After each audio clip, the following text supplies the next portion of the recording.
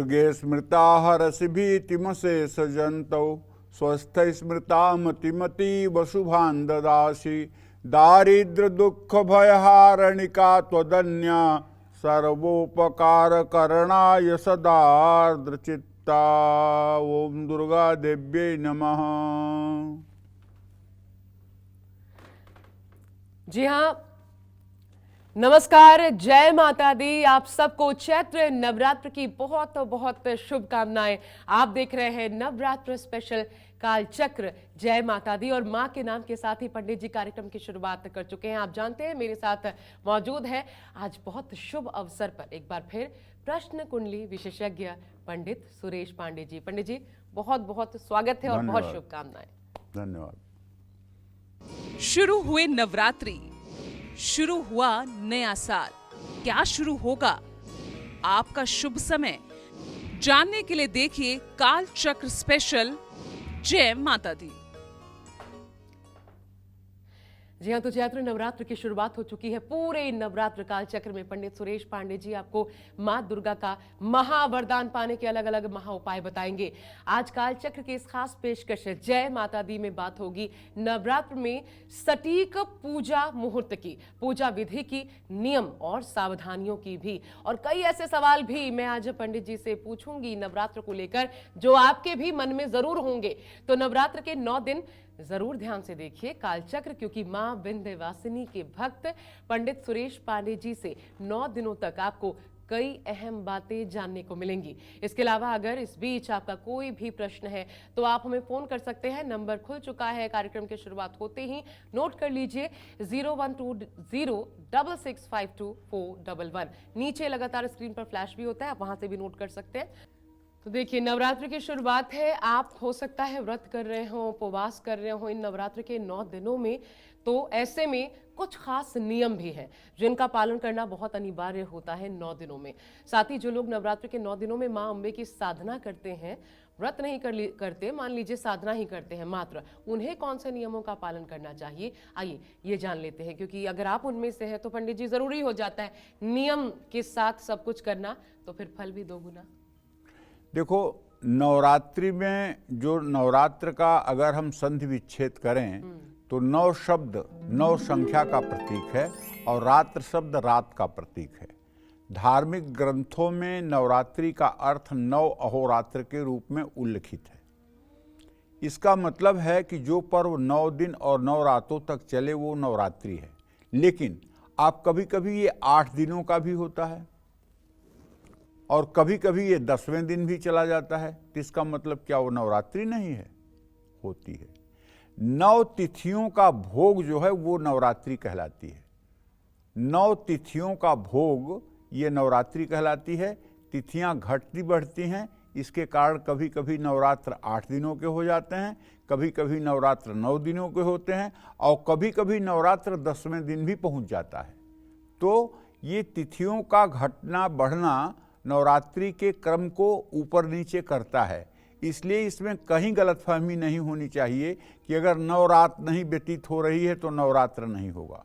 ऐसा कहीं नहीं है। निर्णय सिंधु में साफ लिखा हुआ है कि 9 तिथियों का भोग ही नवरात्र कहलाता है। नवरात्र ऋतुओं के संध्या काल का समय होता है। जब एक ऋतु बदल करके दूसरी ऋतु आती है तो उसी समय नवरात्र की कल्पना की गई है। इस काल में ईड़ा और पिंगला, बाईं और दाहिनी नाक से जो श्वास चलती है वो समान गति से चलती है। ऐसी अवस्था में कुंडलनी का जागरण करना सरल हो जाता है।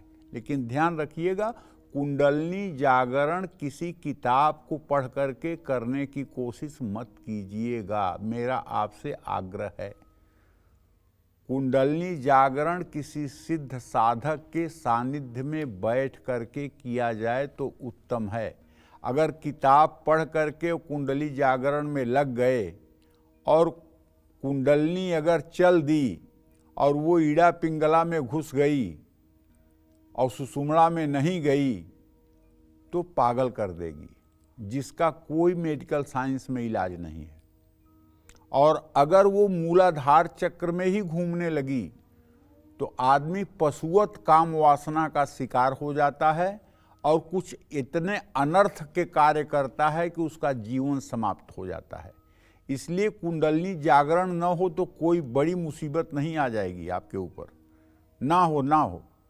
लेकिन अगर हो तो किसी ऐसे गुरु के सानिध्य में हो जिसकी कुंडलनी जागृत हो, जो ये समझ सकता हो कि इस समय आपकी कुंडलनी कहाँ से कहाँ पहुँच रही है। इसलिए बिना किसी गुरु के सानिध्य में कुंडलनी जागरण का प्रयास नहीं करना चाहिए। हाँ, जो लोग बहुत ज़्यादा नाम जप करते हैं, नाम जप मतलब राम नाम, कृष्ण नाम, राधा नाम, सीताराम, शिव नाम, जो लोग बहुत ज़्यादा नाम जप करते हैं, अहरनिश हर श्वास पर नाम जिनके होता है और 24 घंटे नाम जप करते हैं, कोई भी काम करते हुए भी नाम जप करते हैं, उनकी कुछ दिनों के बाद कुंडलनी अपने आप जागृत हो जाती है। उनको कुंडलनी को आवाहन नहीं करना पड़ता है, कुंडलनी को आवाहित नहीं करते हैं, और तब कुंडलनी सही दिशा में ही जाती है। न वो पागल करने की स्थिति में जाती है, न वो कामुक बनाने की स्थिति में जाती है, वो सही दिशा में जाती है। लेकिन ये बड़ी साधना है। जब अहरनिश आपका नाम जब चलेगा तभी ये स्थिति बनेगी। अहरनिश मतलब आप कुछ भी कर रहे हैं लेकिन नाम जब आपके मस्तिष्क में चल रहा है, तब ये स्थिति बनती है। कहते हैं हमारे शास्त्रों में कलौ चंडी विनायकौ, कलयुग में चंडी और विनायक मतलब भगवान गणेश और दुर्गा की पूजा सबसे ज़्यादा प्रधान है। इसीलिए कोई भी पूजा पाठ अनुष्ठान हो तो सबसे पहले गणेश गौरी की ही पूजा की जाती है। अब जहाँ तक शक्ति की उपासना का सवाल है, तो ये उपासना एकांत कमरे में ही होनी चाहिए। एक चौकी पर लाल रेशमी कपड़ा बिछाकर दुर्गा यंत्र या मूर्ति प्रतिष्ठित करनी चाहिए, या जैसे मैंने कल आपको बताया था कि एक तांबे के लोटे में चावल भर दीजिए और उसके ऊपर एक गरी गोला ले लीजिए और उसके ऊपर एक कील लगा लीजिए उसमें, क्योंकि बिना धातु के दुर्गा का आवाहन नहीं होता है। केवल गरी गोला में दुर्गा का आवाहन नहीं हो सकता, उसके लिए मेटल होनी चाहिए, धातु होनी चाहिए।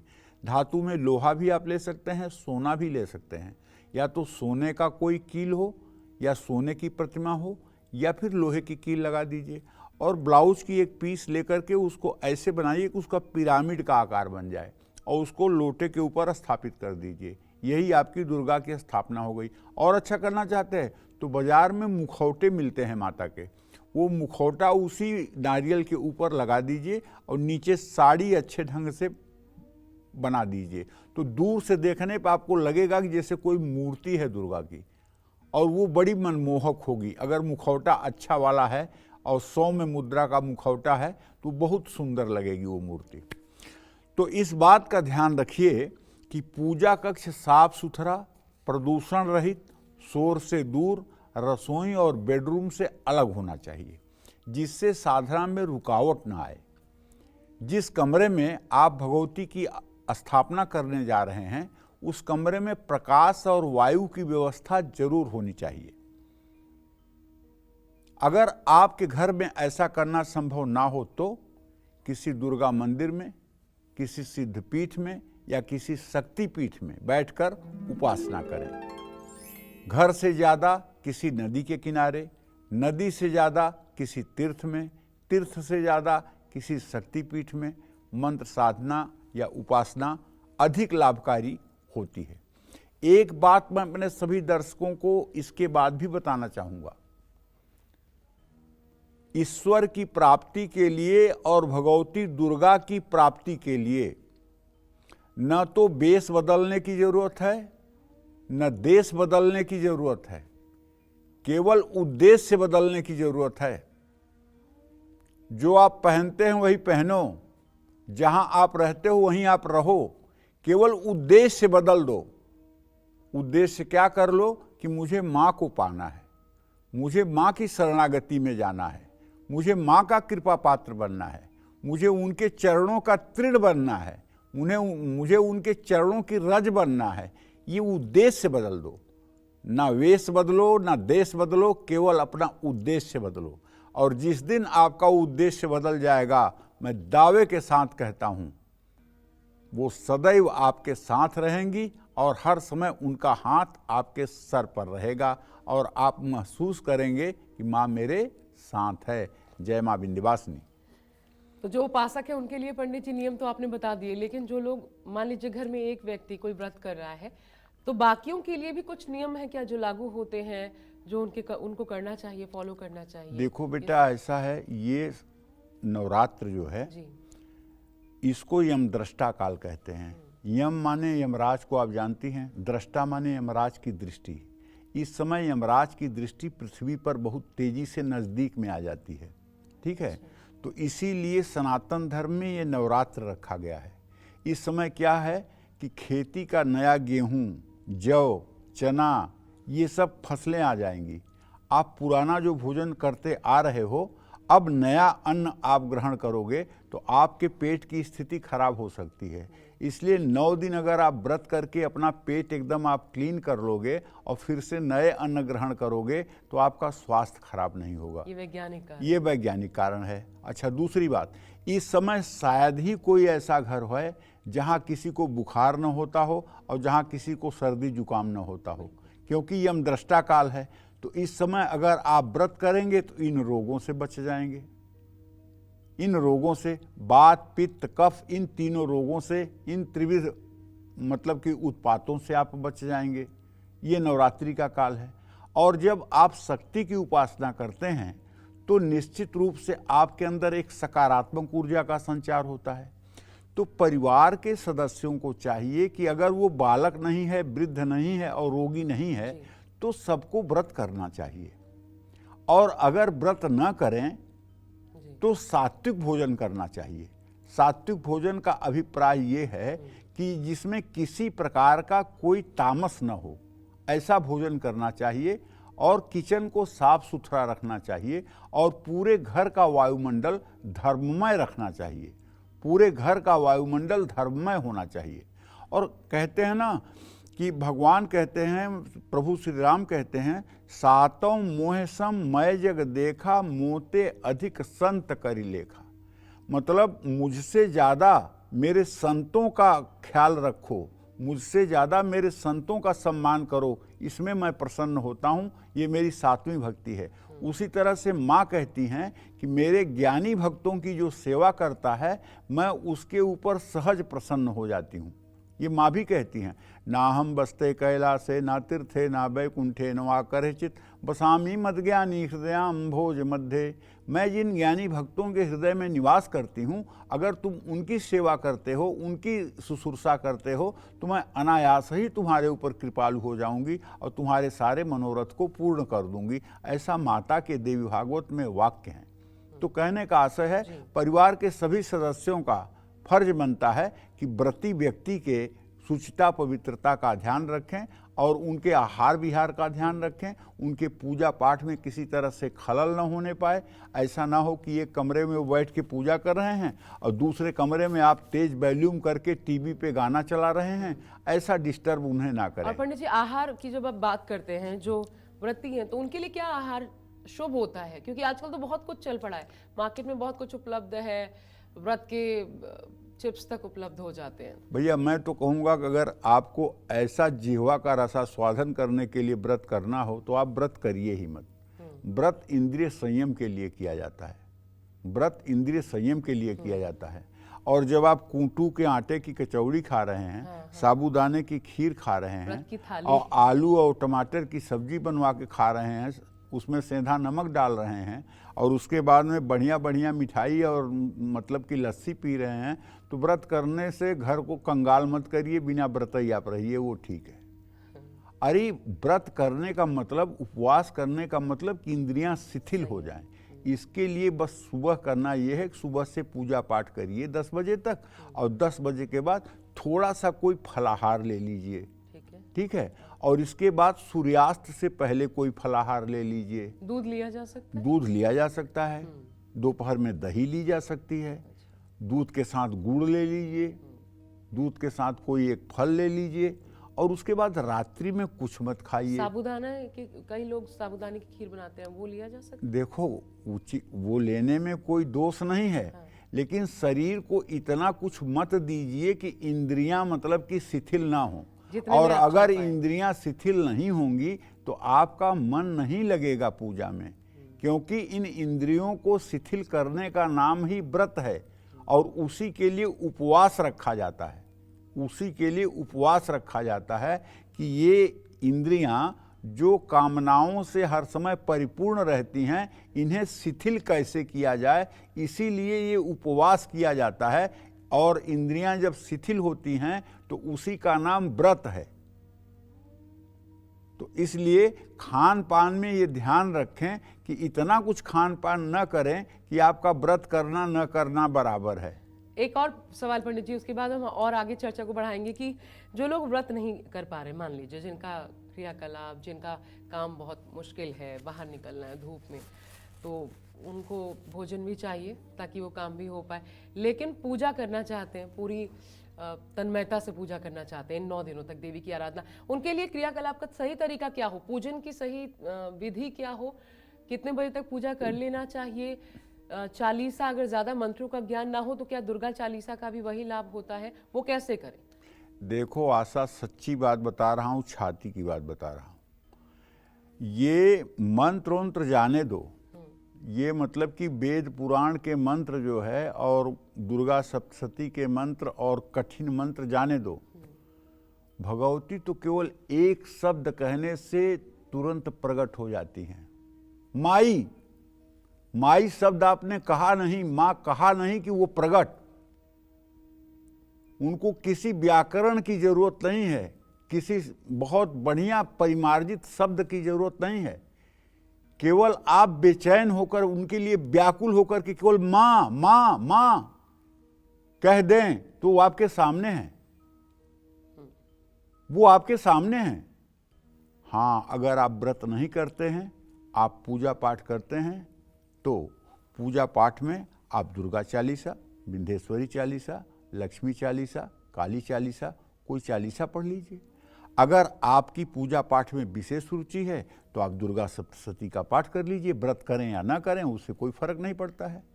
अगर आप बहुत अच्छा करना चाहते हैं तो आप करिए कि दिन भर व्रत करिए, शाम को भोजन लीजिए और देवी भागवत का पारायण करिए। पूरे 9 दिन में देवी भागवत का पारायण कर लीजिए। दावे के साथ कहता हूँ, देवी भागवत का नवरात्र में पारायण करने वाला निश्चित रूप से मणिपुर द्वीप में निवास करेगा और भगवती के आश्रय में रहेगा। उसके शरीर छोड़ने के बाद उसकी कभी दुर्गति नहीं होगी। ये एकदम पक्की बात है, इसमें कोई दो राय नहीं है। तो कहने का मतलब ये है कि अगर कोई ज्ञानी नहीं है, अगर कोई पढ़ा लिखा नहीं है, तो क्या उसके ऊपर मां प्रसन्न नहीं होगी? तो उसे तो केवल मां कहना है। राम प्रसाद त्रिपाठी बहुत बड़े काशी के व्याकरण के विद्वान हुए, जौनपुर जिले के बेलछे के रहने वाले थे। उन्होंने एक बार अपने भाषण में कहा कि मुझे भारत में संस्कृत के विद्वानों में गिना जाता है, लेकिन एक बार मैं विंध्यवासिनी दर्शन करने गया था।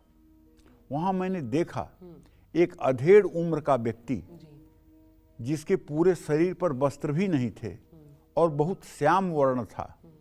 देखने में लगता था कि बहुत मजदूरी करने वाला व्यक्ति है। वो अपने दोनों हाथों को जोड़ करके और माता के झांकी के सामने खड़ा होकर के केवल ये कह रहा था, माई माई माई। मैंने अपने दिमाग पर जोर दिया कि व्याकरण में क्या इस शब्द का कोई मुकाबला करने लायक शब्द है? तो उत्तर मिला नहीं। इस शब्द का कोई मुकाबला करने वाला शब्द ही नहीं बना है धरती पर, ये जो शब्द है माई, माँ। तो कहने का मतलब ये है कि बहुत विद्या, बुद्धि और ज्ञान से देवी प्राप्त होने वाली नहीं है, ये भाव से प्राप्त होने वाली हैं।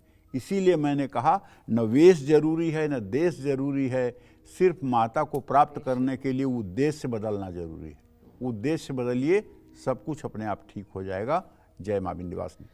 और अब माँ दुर्गा के मंत्रों का जाप करते समय किस माला का आप प्रयोग करें, मंत्र साधना कैसे करें, अगर मंत्र जप रहे हैं तो किन बातों का ध्यान रखें, जो लोग 9 दिनों तक व्रत रखते हैं वो किन बातों का ध्यान रखें। पंडित जी इनके लिए क्या बताएंगे? मंत्र जाप, क्योंकि वर्ड टू वर्ड इसमें सही बोलना होता है, वही दो धारी तलवार वाली बात यहाँ पर आ जाती है। देखिए, शिव और शक्ति की उपासना के लिए रुद्राक्ष की माला का प्रयोग होना चाहिए। बाजार से सीधे माला खरीदकर कभी भी जप शुरू नहीं करना चाहिए। माला को शुद्ध करके प्राण प्रतिष्ठित और पूर्ण संस्कारित करने के बाद ही माला से जप करना चाहिए। माला को पहले जल में रखना चाहिए, उसके बाद तेल में रखना चाहिए, उसके बाद फिर जल में रखना चाहिए, फिर उसको धो करके और उसे किसी देवी देवता के मूर्ति से स्पर्श करा करके फिर उसकी साधना गौमुखी में डालकर करना चाहिए। माला रुद्राक्ष की है तो उसके लिए मंत्र है, ओम माम माले महामाये चतुर्वर्ग स्वरूपिणी चतुर्वर्ग स्त्वयि न तस्मान में सिद्धिधा भव अविघ्नम कुरु माले तुम गृहाण दक्षिणे करे जब काले सिद्ध्यर्थ प्रसिद्ध मम सिद्ध है। और उसके सुमेर का एक दाना, सुमेर वाला जो दाना है उसको बाहर निकाल लीजिए जपमाली में से और उस पर अपने आचमन के जल से थोड़ा सा जल गिराइए और कहिए ओम अक्षमालाधिपतये सुसिद्धिम देहि देहि सर्व मंत्रार्थ साधय साधय सर्व सिद्धिम परिकल्पय में स्वाहा। ये मंत्र बोल करके तब माला पर जप शुरू करना चाहिए। और एक माला जब पूरी हो जाए तो माला को पलट देना चाहिए। माला को सीधा चलाना सुमेर लंघन कहलाता है, जो दोष है। इसलिए माला जब पूरी हो जाए और दूसरी माला भी आपको करना है तो माला को पलट दें, पीछे वाली माला को आगे ले जाएं, आगे वाली माला को पीछे कर दें। और माला का जप सिर्फ 3 उंगलियों से होना चाहिए, अनामिका, मध्यमा और अंगुष्ठ। अंगुष्ठ और मध्यमा ये माला को खींचती हैं और ये अनामिका सूर्य की जो उंगली है ये माला को धारण किए रहती है, ये धारणा का स्थान है। तो बस इस तरह से अगर माला का जप होगा तो कभी भी नुकसानदायक नहीं होगा। माँ दुर्गा की साधना करने वालों को हमेशा लाल ऊनी आसन पर बैठना चाहिए। पूजा में लाल सूती धोती, लाल सूती साड़ी, पीला कपड़ा प्रयोग करना चाहिए। माँ दुर्गा की उपासना करने वाले लोगों को पूर्ण ब्रह्मचर्य का पालन करना चाहिए। झूठ बोलना, जरूरत से ज़्यादा बोलना, किसी की बुराई करना, ये सब चीज़ें वर्जित हैं। चारपाई पर सोना, दूसरे का दिया कोई सामान खाना, ये सब प्रयोग करना निषेध है। जो लोग 9 दिनों तक जमीन पर सोते हैं, मैं अब कहूँगा तकत पे सोइए, वो इस बात का ध्यान रखें कि उनका गद्दा, माँ की चौकी जमीन पर जहाँ रखा है उससे ज़्यादा ऊंचा ना हो। जो भी 9 दिनों का व्रत रखते हैं या माँ दुर्गा की साधना करते हैं उनको शौच के बाद कपड़े बदलने चाहिए। मल मूत्र का त्याग के बाद हाथ, पैर, मुंह जरूर धोना चाहिए। पूरी शुचिता और पवित्रता जरूर रखनी चाहिए। जय माँ विंध्यवासिनी।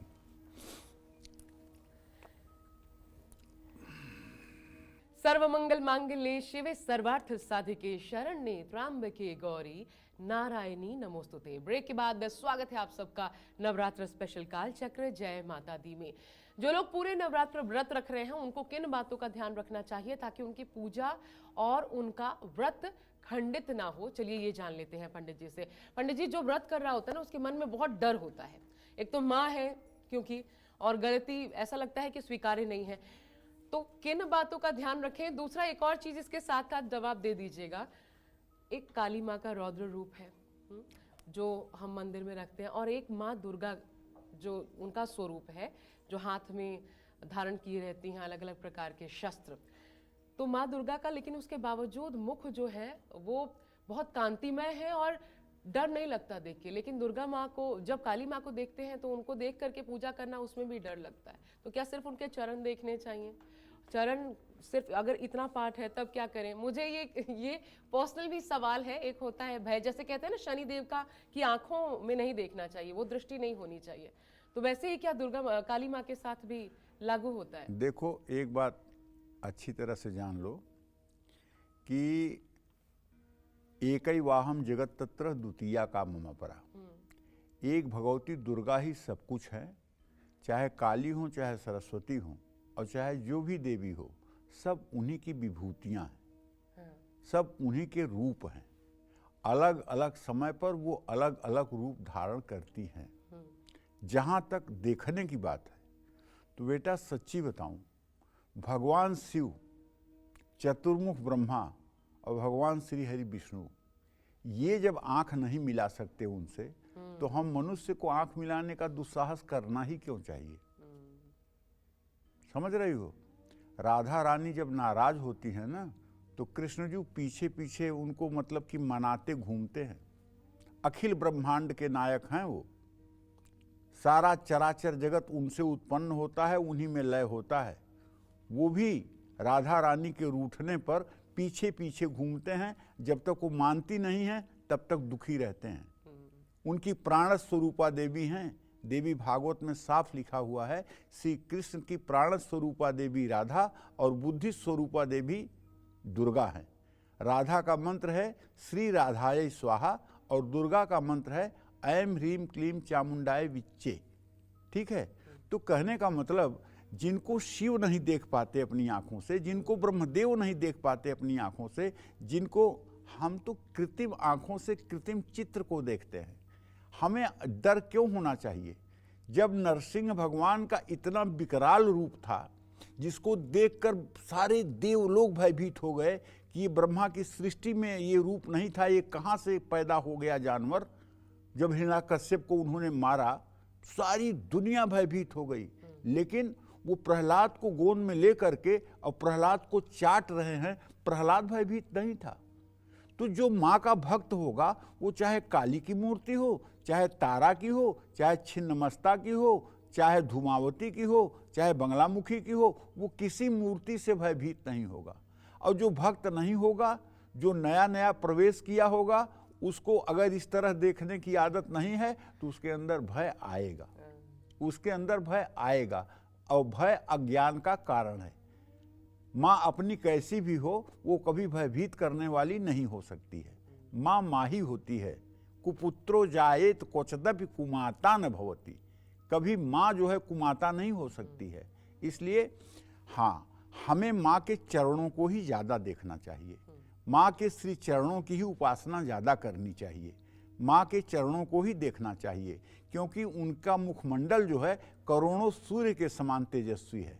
वहाँ तक ये मेरे सामान्य चक्षु सामर्थ्यवान नहीं है देखने के। उनके श्री चरणों की ही उपासना करनी चाहिए और माँ का हृदय में ध्यान करना चाहिए। आंखें बंद हो मंत्रों का जाप करते समय या खुली कोई दिक्कत नहीं। आंखें जब बंद होंगी तभी यहाँ पर माता का ध्यान होगा, तभी हृदय में माता का ध्यान होगा। जब तक आंखें खुली होंगी तब तक हृदय में माता का ध्यान होगा ही नहीं। इसलिए आंख तो बंद करना ही पड़ेगा। माता का ध्यान अगर आप अपने हृदय में छवि में धारण करना, जैसे मैं अपने सभी दर्शकों को क्या कहता हूँ कि केवल एक मंत्र है, श्रीम श्रीम श्रीम, महालक्ष्मी का हृदय में ध्यान करके और इसी मंत्र को करते चले जाओ 1-1 घंटे सुबह शाम। 4 महीने के अंदर आपके घर की अगर दुर्दशा न ठीक हो जाए तब बताओ, टेलीफोन करके बताओ कि गुरुजी आप क्या ढोंग फैलाते हैं। आप करो, 1-1 घंटे सुबह शाम श्रीम श्रीम करो, यहाँ महालक्ष्मी का आवाहन करो और अशुचिता और पवित्रता के साथ जीवन जीना शुरू करो। देखो परिणाम आपको दिखाई देगा। तो कहने का आशय ये है कि किसी भी चीज़ के लिए नियम और किसी भी चीज़ के लिए आचार विचार ये तो आवश्यक है ना। अगर आचार विचार आपका ठीक नहीं होगा, रावण जैसा विद्वान कौन होगा, लेकिन वो कुकर्मी था, वो अधर्मी था, इसलिए उसका नाश हुआ। बड़ी शक्तियां उसके पास थी, बड़ा ज्ञान था उसके पास। तो कहने का मतलब यह है कि हम पूजा पाठ भले कम करें, आचार विचार हमारा बहुत शुद्ध होना चाहिए, हमारी सोच बहुत पवित्र होनी चाहिए, हमारा खान पान ठीक होना चाहिए, समाज के प्रति हमारा दृष्टिकोण अच्छा होना चाहिए, देवी देवताओं के प्रति आस्था होनी चाहिए, गुरुजनों के प्रति आस्था होनी चाहिए, साधु संत के प्रति हमारी आस्था होनी चाहिए और किसी का दोष दर्शन नहीं करना चाहिए। अगर हम किसी के दोष को गिनते हैं और या किसी के दोष को बताते हैं तो वो दोष एक दिन हमारे अंदर आ जाएंगे और वो सारे दोष हमारे शरीर से प्रकट होने लगेंगे। इन सब बातों का ध्यान रखना चाहिए। और खासकर 9 दिनों तक पंडित जी, जो मैंने पूछा 9 दिनों तक जो लोग देखो, सही बात तो ये है आशा ये 9 दिन तो मतलब कि जो है प्रकृति को संतुलित करने के लिए बनाए गए हैं। माता, जो लोग नवरात्रि का व्रत रख रहे हैं उन लोगों को चाहिए कि 9 दिनों तक नवरात्रि के व्रत करने वाले कुछ भी खाने के बाद पहले अपना मुंह साफ करें, कुल्ला जरूर करें, और पूजा के आसन बैठें तो सबसे पहले जल से 3 बार आचमन करें। आचमन करने के बाद बाहर से आए हुए किसी व्यक्ति का स्पर्श न करें। जो लोग 9 दिन का व्रत रखते हैं और जो माँ दुर्गा की साधना करते हैं उनको बाहर ज़्यादा घूमने फिरने से भी बचना चाहिए। पूजा या जप करते समय किसी तरह की छींक, उबासी, खांसी आ जाए तो वहीं रुककर 3 बार फिर आचमन करना चाहिए। माँ दुर्गा के साधक को 9 दिनों तक दान देना या लेना दोनों मना होता है। व्रत करने वालों को 9 दिनों तक दूसरों से अपना सिर, पैर, हाथ दबवाना, अपनी सेवा करवाना मना होता है। लेकिन कुमारी कन्याओं की पूजा करना, उन्हें आभूषण देना, वस्त्र देना ये मना नहीं होता है, क्योंकि वो देवी के ही पूजा का एक अंग है। किसी को कोई रोग है, शारीरिक कष्ट है तो सेवा करा सकता है। व्रत रखने वालों को भारी भोजन नहीं खाना चाहिए। व्रत में चटपटे पदार्थों का सेवन करने से भी बचना चाहिए। गरिष्ठ फल, मूली का सेवन नवरात्र के दिनों में भूल करके भी नहीं करना चाहिए। जय मां विंध्यवासिनी। और नवरात्र के 9 दिन देवी दुर्गा के 9 रूपों को समर्पित है। ऐसे में हमारे जीवन के हर कष्ट, हर परेशानी, हर दुख को दूर करने के लिए हमें माँ दुर्गा के किस रूप की उपासना करनी चाहिए, आइए ये भी जान लेते हैं पंडित जी से। पंडित जी, अलग अलग प्रकार की परेशानियां जीवन को घेरे रहती हैं। मैं किसी एक परेशानी को ही उसी को फोकस करते हुए अगर आराधना करती हूँ 9 दिनों तक, तो फिर किस परेशानी के लिए किन देवी की उपासना करें? देखो,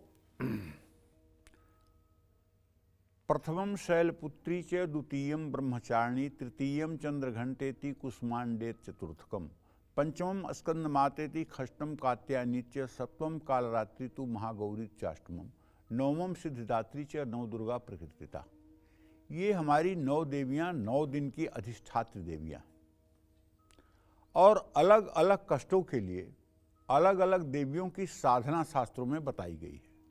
किस कष्ट के लिए किस देवी की उपासना से आपको लाभ मिलेगा, अब ये मैं आपको बताना चाहूँगा। जिन लोगों को अकारण भय लगता है, अकारण भय किनको लगता है, अब थोड़ी ज्योतिष की भी बात हो जाए। देखिए, जिन लोगों के चंद्रमा कुंडली में चंद्रमा के ऊपर शनि राहु की दृष्टि होती है वो लोग हर समय भयभीत रहते हैं। जिनका चंद्रमा राहु केतु शनि के बीच में हो वो लोग हर समय भयभीत रहते हैं। जिनका चंद्रमा शनि राहु केतु के साथ हो वो लोग हर समय भयभीत रहते हैं। अकारण नकारात्मक ऊर्जा से वो परिपूर्ण रहते हैं। चाहे जितना उन्हें भौतिक सुख दे दिया जाए, लेकिन कभी उनके चेहरे पर हंसी नहीं आती है। हर समय उन्हें भविष्य का भय सताता है। जिन लोगों के आयु पर संकट है, जिन लोगों के पेट में तकलीफ रहती है, उनको माँ शैलपुत्री की उपासना करनी चाहिए। ये शैलपुत्री जो है हिमालय की पुत्री के रूप में है। इनकी उम्र आप 5 साल की मान करके और आप इन्हें मतलब इनकी अगर उपासना करेंगे तो इन सब परेशानियों से आप दूर हो जाएंगे। केवल रोग नहीं दूर होगा बल्कि कुंडली में चंद्रमा मजबूत होगा, और जब कुंडली में चंद्रमा मजबूत होगा तो आपके मन की स्थिति अपने आप ठीक हो जाएगी। और जिन लोगों की स्मरण शक्ति कमजोर है या जिनका कुंडली में बुध अस्त है, जिनका मन और मस्तिष्क कमजोर है, जिसके कुंडली में बुध और बृहस्पति दोनों अस्त हैं, जिन लोगों को वायु विकार, गैस संबंधी कोई रोग है, ऐसे लोगों को माँ ब्रह्मचारिणी की उपासना करनी चाहिए। गौर वर्ण सुंदर युवती के रूप में सफेद परिधान धारण किए हुए, हाथ में कमंडल लिए हुए, अपने सामने ब्रह्मचारिणी के स्वरूप की कल्पना करते हुए और उन्हीं की उपासना आपको करनी चाहिए। इससे आपका मन मस्तिष्क विकसित होगा। बुध ग्रह का अशुभ प्रभाव, बृहस्पति का निर्बल होना, ये सारे दोषों का समापन होगा। और माँ ब्रह्मचारिणी की उपासना से मंगल ग्रह को जब बल मिलेगा तो आपका साहस और धैर्य बढ़ेगा। मंगल से मिलने वाले सभी कष्ट आपके जीवन में कम हो जाएंगे। अब जिन लोगों को मोटापे की समस्या है, जिनके शरीर में शक्ति नहीं है, जिनको हृदय रोग है, उनको माँ चंद्रघंटा की उपासना करनी चाहिए। ये माँ चंद्रघंटा जो है सिंह पर सवार हैं, लेकिन इनके हाथ में एक घंटा है और चंद्रमा को इन्होंने धारण किया हुआ है। ऐसे स्वरूप की उपासना करने से शुक्र ग्रह मजबूत होता है। जिन लड़कियों की कुंडली में शुक्र अस्त है, विवाह नहीं हो रहा है, जिन लड़कों की कुंडली में शुक्र अस्त है, नीच राशि में है और नपुंसकता की शिकायत है, संतान नहीं हो रहा है, स्पर्म नहीं बन रहे हैं, वो भी अगर चंद्रघंटा की उपासना नित्य करना शुरू करें तो इस रोग में राहत मिलती है, दवाइयाँ काम करती हैं, सुख संपन्नता मिलती है। इसमें संदेह नहीं करना चाहिए। जय माँ विंध्यवासिनी। और पंडित जी, जैसा शुरू में आपने बताया कि ये आज का जो दिन है वो हर एक कार्य के लिए शुभ है, क्योंकि सर्वार्थ सिद्धि योग, अमृत सिद्धि योग, ये तमाम योग आज बन रहे हैं, तो कोई भी काम किया जा सकता है। लेकिन 9 दिनों की अगर मैं बात करूं तो कौन से ऐसे कार्य हैं जो, क्या 9 दिनों तक भी सारे शुभ काम किए जा सकते हैं, या फिर कुछ एक कार्य ऐसे हों जो कि बहुत शुभ होता है, इन 9 दिनों के भीतर करना है, ऐसा कुछ? देखो, सही बात तो ये है कि प्रायः नवरात्र जो आता है वो खरमास में ही आता है। खरमास साल में 2 बार आता है। धनु और मीन राशि में जब सूर्य होता है तो उसको खरमास कहते हैं। खरमास में सारे शुभ कार्य वर्जित होते हैं। शुभ कार्य का मतलब मुंडन संस्कार, जनेऊ संस्कार, विवाह संस्कार, कर्णछेदन संस्कार, नामकरण संस्कार, ये सारी चीज़ों की मनाही होती है, ठीक है, नहीं करने चाहिए। तो अब जैसे इस मतलब कि अप्रैल के महीने में ये सूर्य की संक्रांति 14 अप्रैल को होगी और 9 तारीख से ही नवरात्र शुरू हो गया, तो इन 5 दिनों में क्या शुभ कार्य नहीं होंगे?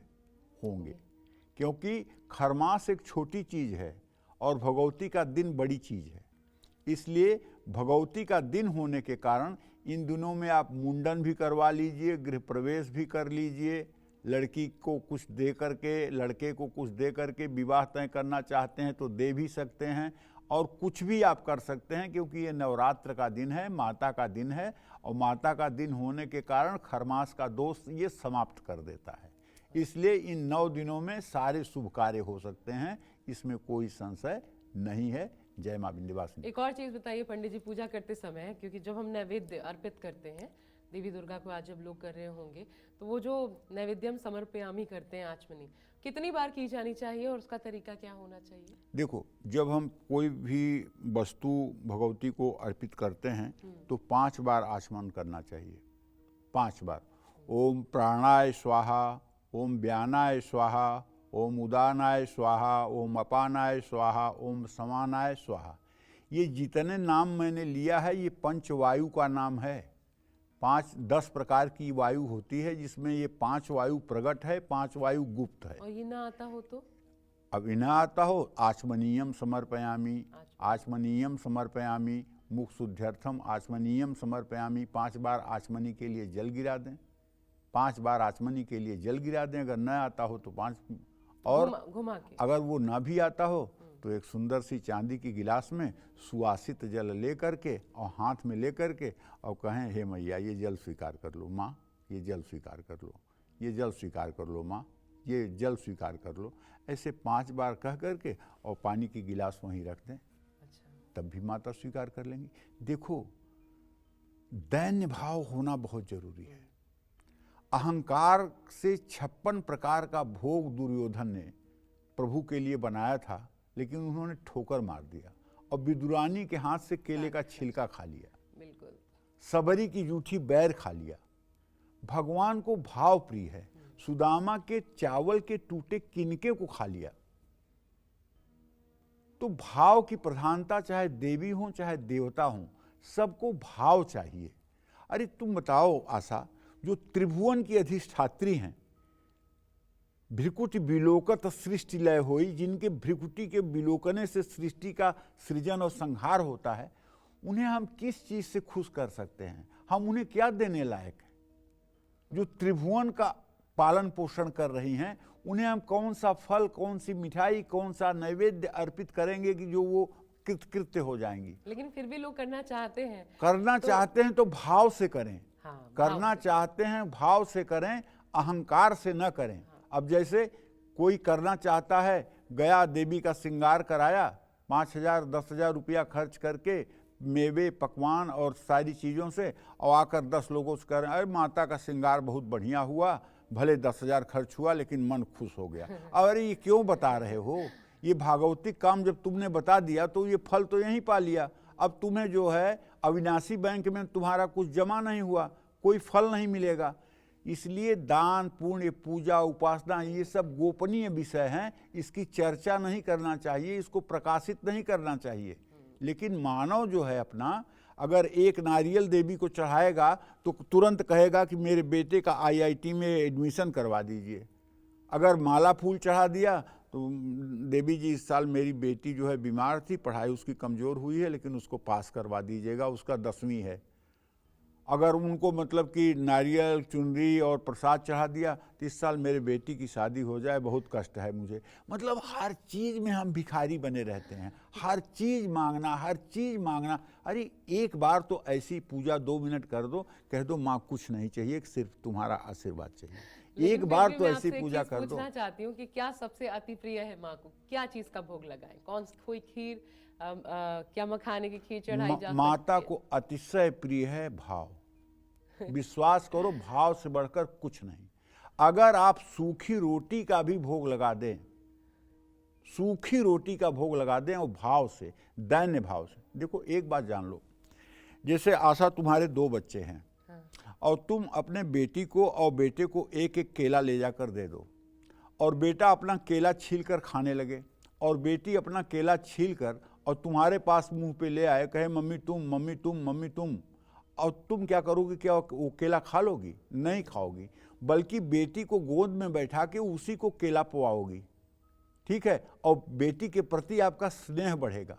इसी तरह से जब हमारे पास जो भी वस्तु है उसे हम माँ के चरणों में अर्पित करके कहते हैं माँ पालो, माँ पालो, माँ इसको पाओ, माँ इसको पाओ। जब हम आग्रह करते हैं तो माँ उसको उसी स्नेह से पाती नहीं है, हमें पवाती है।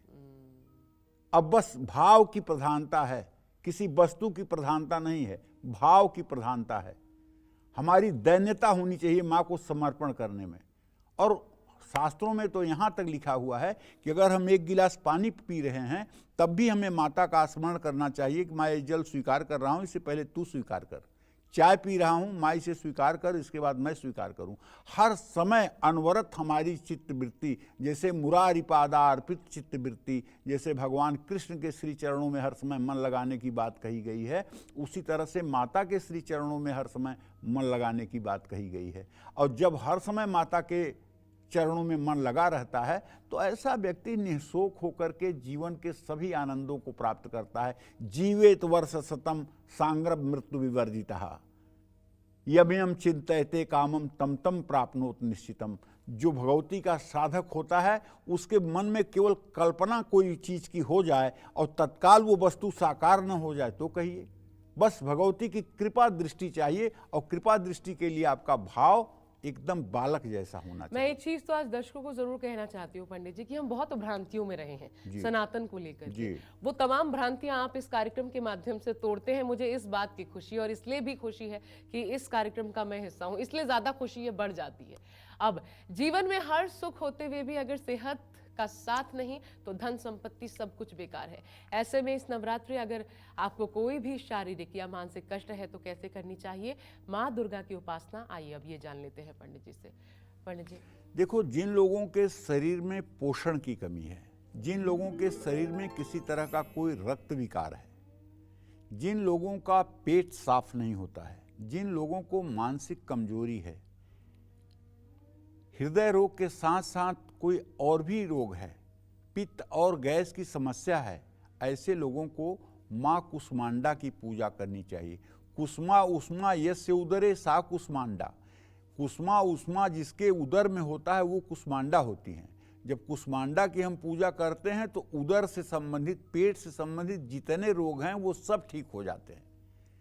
कुंडली में सूर्य ग्रह मजबूत होता है, अब सूर्य मजबूत होता है तो जठराग्नि प्रबल होती है, जठराग्नि प्रबल होती है तो डाइजेशन सही होता है, डाइजेशन सही होगा तो स्वास्थ्य अपने आप ठीक हो जाएगा। आपकी कुंडली में चंद्रमा नीच राशि में वृश्चिक राशि में बैठा हुआ है, नीच के नवांश में है, तो आपका डाइजेशन कभी ठीक ही नहीं होगा। आप जो खाओगे सब पेट में बज बज पड़ा रहेगा। जब डाइजेशन नहीं होगा तो आप उदास रहोगे, आपका मन ही मतलब कि मजबूत नहीं होगा। तो अब चंद्रमा को उठाओ वहाँ से और ले आओ बाईं आंख के ऊपर, आंख बंद करके ओम सोम सोमाय नमः का जप करके चंद्रमा को बाईं आंख के ऊपर खींचो। 6 महीने के अंदर ये ट्रांसफर हो जाएगा। और सूर्य को नाभि पर ले जाओ, ओम घृणी सूर्याय नमः कहते हुए सूर्य को नाभि पर पहुंचा दो, कुष्मांडा की पूजा कर लो। वात पित्त कफ ये संबंधित रोग जो हैं, ऐसे शरीर के लोगों को त्रिदोषों से युक्त कहा गया है। तो ये सब त्रिदोष को नाश करने वाली हैं। माँ स्कंदमाता की उपासना कर लीजिए। ये भगवान कार्तिकेय की माँ हैं, इसलिए इनको स्कंदमाता कहते हैं। इनकी उपासना करने से कुंडली में बुध ग्रह की मजबूती हो जाती है। जिनके मुंह से दुर्गंध आती है, जिनको दांतों में पायरिया हो गया है, जो लोग बोलते हैं तो मुंह से बदबू आती है, जिनके पसीने से बदबू आती है, ऐसे सभी लोगों को चाहिए कि स्कंद माता की पूजा करें और अपने नहाने वाले पानी में थोड़ा सा गंगा जल डाल करके नित्य स्नान किया करें। और ऐसे लोगों को चाहिए नियमित मतलब नीम की दातून करना चाहिए। निश्चित रूप से इससे अच्छा होगा। जय मां विंध्यवासिनी। दुर्गा क्षमा शिवा धात्री स्वाहा स्वधा नमोस्तुते नमस्तस्यै नमस्तस्यै नमस्तस्यै नमो नमः। ब्रेक के बाद स्वागत है आपका नवरात्र स्पेशल काल चक्र जय माता दी में। रोगों को हरने वाली, निरोगी काया देने वाली देवी शक्ति की उपासना करने से आपके कौन से रोग दूर होंगे, आइए जान लेते हैं पंडित जी से। पंडित जी, क्योंकि आरोग्य सबसे बड़ी ब्लेसिंग किसी के भी जीवन में होती है, तो देवी की कैसे उपासना करें इसको लेकर? देखो, जिन लोगों को कफ वित्त और गले का रोग है उनको माँ कात्यायनी की उपासना करनी चाहिए। ये माता कात्यायनी ब्रह्मा विष्णु महेश के तीनों देवताओं के तेज से उत्पन्न हुई थी। एक स्थ तद्भू नारी व्याप्त लोकम त्रयम तुषा, धरती से लेकर आकाश तक व्याप्त थी। देवताओं के प्रार्थना पर उन्होंने छोटा रूप धारण किया और कात्यायन ऋषि के आश्रम में वो तेज जाकर प्रकट हुआ, इसलिए उनका नाम कात्यायनी पड़ा। उन्हीं को आप दुर्गा भी कह सकते हैं। ठीक है, अगर कात्यायनी की उपासना की जाए तो निश्चित रूप से रोग समूल नष्ट हो जाता है, गुरु ग्रह मजबूत हो जाता है और हर तरह के रोग से खुद की रक्षा करने के लिए, मन और मस्तिष्क के सभी विकारों को दूर करने के लिए माँ कालरात्रि की उपासना करनी चाहिए। जयंती मंगला काली भद्रकाली कपालिनी दुर्गा क्षमा शिवा धात्री स्वाहा स्वधा नमोस्तुते। काली की उपासना करने वाला कभी किसी अभिचार का शिकार नहीं हो सकता, किसी तंत्र मंत्र जादू टोने टोटके का शिकार नहीं हो सकता। इस बात को ध्यान रखिएगा। शनि के अशुभ प्रभाव से बचने के लिए माँ कालरात्रि की उपासना करिए। और जिन महिलाओं को संतान हो करके या गर्भ में संतान नष्ट होते हैं, उन महिलाओं को चाहिए कि काली कवच का पाठ नित्य करना शुरू कर दें। यदि मृतवत्सा योग है और संतान होकर मर जाती है या संतान गर्भ में नष्ट हो जाती है, तो नित्य काली कवच का पाठ करना शुरू करिए। और नवरात्र में काली कवच को 10 बार रोज पढ़िए, लेकिन ना इस मंत्र से हवन करिए और ना ये मंत्र जो है प्रकाशित करिए। तो आपको निश्चित रूप से जीववत्सा अर्थात आपकी संतान जीवित हो जाएगी। ये शास्त्र की गारंटी है, ये शास्त्र की गारंटी है, ये कभी अन्यथा नहीं हो सकता है। आप अगर परेशान हैं, दवाइयों ने भी आपका दिल तोड़ा है, तो आप ये उपाय करके देखिए, निश्चित रूप से आपका गोंद हरा भरा हो जाएगा। इसमें कोई संदेह नहीं। ये छाती की बात कह रहा हूं, आजमाई हुई बात कह रहा हूं, तब आपसे कह रहा हूं। जिन लोगों को खून से संबंधित विकार है, जैसे ब्लड कैंसर है किसी को मान लीजिए, तो ये कैंसर की तरह उतना घातक नहीं है। या हृदय रोग है तो आप महागौरी की पूजा शुरू कर दीजिए। महागौरी की उपासना अगर आपने करना शुरू कर दिया, ओम ऐं गौरी नमः कहना शुरू कर दिया, तो निश्चित रूप से एक तो आप प्राणायाम करना धीरे धीरे शुरू करिए, अनुलोम विलोम, और दूसरे महागौरी की उपासना शुरू करिए। हृदय रोग में भी राहत मिलेगी और निश्चित रूप से आपकी मन स्थिति में भी सुधार होगा। राहु का अशुभ प्रभाव समाप्त हो जाएगा। बल बुद्धि विवेक के लिए मां सिद्धिदात्री की पूजा करनी चाहिए। या देवी सर्वभूतेषु सिद्धि रूपेण संस्था नमस्तस्यै नमस्तस्यै नमस्तस्यै नमो नमः। जो सब प्रकार की मनोकामनाओं को पूर्ण करें वो होती हैं सिद्धिदात्री। सभी कष्ट दूर हो जाते हैं। मां सिद्धिदात्री की उपासना करने से केतु ग्रह का अशुभ प्रभाव समाप्त हो जाता है। जिन लोगों की कुंडली में केतु लग्न में बैठा हुआ हो, ऐसे लोग ब्रेन हेमरेज के शिकायत में आ जाते हैं। ऐसे लोगों को ब्रेन इंजरी हो जाती है। तो ऐसे लोगों को अगर कुंडली में केतु लग्न में बैठा हुआ है या पंचम भाव में बैठा हुआ है तो ऐसे लोगों को मां सिद्धिदात्री के स्वरूप की पूजा करनी चाहिए। इससे इनके केतु ग्रह का प्रभाव ठीक हो जाता है। नवरात्रि में सुबह शाम आप अगर मां सिद्धिदात्री की पूजा करते हैं तो केतु के विकार से आप मुक्त हो जाएंगे। जय मां विंध्यवासिनी। और पंडित जी, नवरात्र में सुबह शाम जैसा भी आपने कहा आरती भी की जाती है, उसका भी एक महात्मा है। तो आरती करने की विधि और इससे क्या लाभ होता है? आरती के बिना पूजा संपन्न नहीं हुई, ऐसा क्यों माना? आरती के बिना पूजा अधूरी ही होती है बेटा। आरती न की जाए तो सारी पूजा बेकार है। आरती हो जाए तो पूजा संपूर्ण हो जाती है। उसके पीछे कारण ये होता है कि आरती जब जलती है तो वो कपूर जब जलाया जाता है या घी का दिया जब जलाया जाता है तो उससे वहाँ वायुमंडल की जितनी निगेटिविटी है वो सब समाप्त हो जाती है। वहाँ एक सकारात्मक ऊर्जा का संचार हो जाता है। और जब हम गा करके कोई आरती करते हैं तब उसका प्रभाव और बढ़ जाता है। उत्तर स्कंद पुराण में कहा गया है कि अगर कोई व्यक्ति मंत्र नहीं जानता है, पूजा विधि नहीं जानता है, लेकिन सही विधि विधान से आरती कर लेता है तो देवी देवता उसी पूजा को पूर्ण रूपेण स्वीकार कर लेते हैं। नवरात्र में हर रोज सुबह और शाम हम सभी माँ दुर्गा की आरती करते हैं। आरती करने से हर तरह के दोष और पाप समाप्त होते हैं। आरती करने वालों पर माँ दुर्गा की कृपा हमेशा रहती है। लेकिन माँ दुर्गा की आरती की सही विधि क्या है ये जानना बहुत जरूरी है। माँ दुर्गा की आरती करने वाले व्यक्ति को मानसिक शांति मिलती है। ऐसा व्यक्ति जीवन से हर बुराई से दूर रहता है। माँ दुर्गा को 14 बार आरती करें। 4 बार चरणों में दिखाएं, 2 बार नाभि पर दिखाएं, 1 बार मुख पर दिखाएं और 7 बार माँ दुर्गा के पूरे विग्रह पर आरती करें। माँ दुर्गा को आरती करते समय दीपक से हमेशा बत्तियां विषम संख्या में होनी चाहिए। और माँ दुर्गा की आरती करते समय 5 चीज़ें बहुत जरूरी हैं। 5 चीज़ें हैं: दीपक, गंगाजल, शंख, साफ कपड़ा, आम या पीपल के पत्ते। माँ दुर्गा की आरती करने के बाद दोनों हथेलियों को दीपक की ज्योति से ऊपर स्पर्श कराकर अपने मस्तक, नाक, कान, मुख पर स्पर्श करा लें। आरती करने से ही नहीं, माँ दुर्गा की आरती होते हुए देखने से भी बहुत पुण्य मिलता है। इसमें कोई दो राय नहीं है। तो आरती बहुत बड़ी बात है। अगर आपने अच्छे से आरती कर लिया तो आपकी पूजा साकार हो गई, इसमें कोई दो राय नहीं। जय मां विंध्यवासिनी। ओम जयंती मंगला काली भद्रकाली कपालिनी दुर्गा क्षमा शिवा धात्री स्वाहा स्वधा नमोस्तुते। और आज कालचक्र में पंडित जी आपको एक एक विशेष जानकारी दे रहे हैं नवरात्र से जुड़ी।